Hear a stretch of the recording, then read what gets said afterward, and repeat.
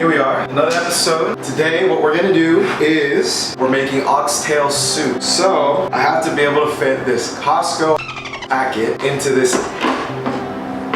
tiny slow cooker. I hope it fits. If not, then we're f***ed. The first thing that we're gonna do is chop up our onions. We've got our green onions, we've got our white onions, we've got our gold baby potatoes. Let's cut burrata.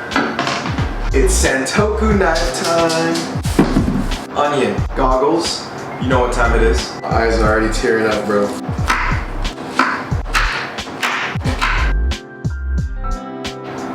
Oh, my eyes. My eyes!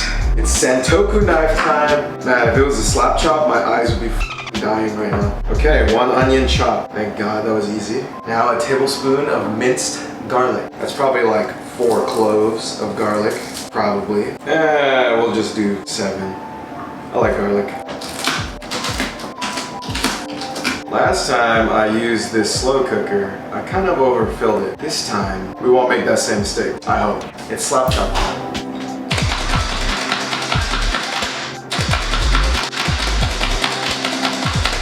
Boom, minced garlic. No! Okay, we got our onions, we got our garlic. We need 2 green onions chopped. 2 green onions. There we go.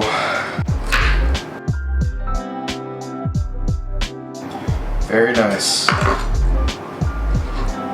Okay, onions, garlic, green onions, our carrots that are canned. Wonderful. And finally, our cannellini beans. Thought they said cannelli. Okay, the liquid that was coming out of this can was some thickums. That's really good, actually.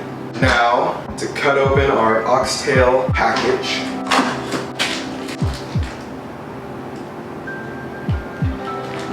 Oxtail bone. This is my friend Marcus's favorite pho flavor. Vietnamese.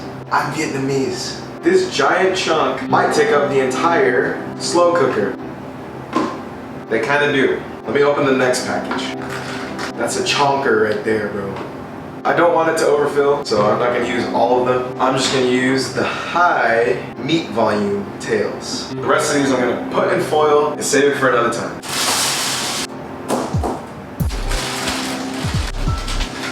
A little bit of salt, a little bit of pepper.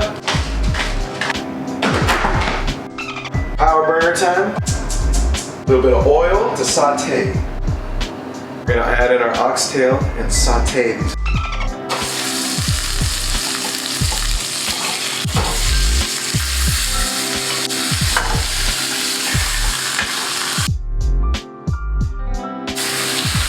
Gonna saute on the sides, make sure that it's all brown.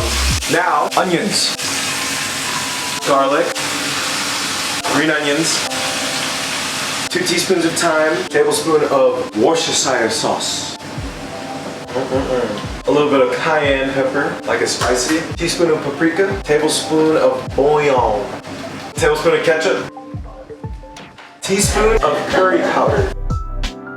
Now we're gonna stir this.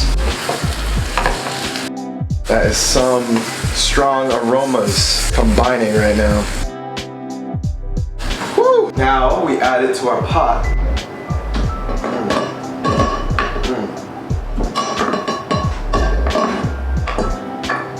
We're gonna deglaze this with 2 cups of water. Pour it all in there, swish it around, and stock. Carrots, in. Beans, in. This is a chunky mess already. And then potatoes for good luck. Here we go. Oh. All right, now we're gonna just top this with a bit of water. Put it in for like 16 hours. I'll see what happens tomorrow. Shove this meat in here.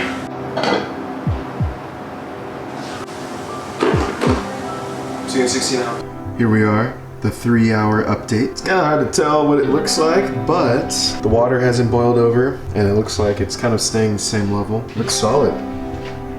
We'll see in the morning when I wake up what the progress will be. Here we are the next day, probably like the 12-hour mark. It's almost done, so I'm excited. I'm starving. Let's get it. Here we are, the next morning. It's finally done. Let's serve it. 16 hours. Ladle. I'm probably gonna need a bigger bowl.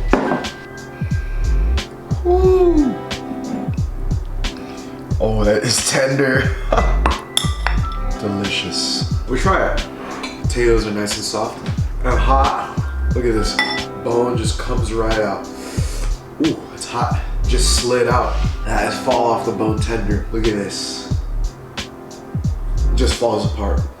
Wow. It's just perfect with this rice. It's really hot. I think the best part is like the potatoes and the carrots and the beans kind of absorb the stock and like the flavor of the meat. What's also interesting whenever you slow cook something is all of the flavors homogenize to be just one flavor. The meat, the beans, the carrots, the potatoes, the soup, all of it kind of takes up one flavor profile. Like originally, before you slow cook them, these things would have like a separate taste individually, but when you combine them and slow cook it, it creates like a unique blend of everything in one soup. I'm gonna have more.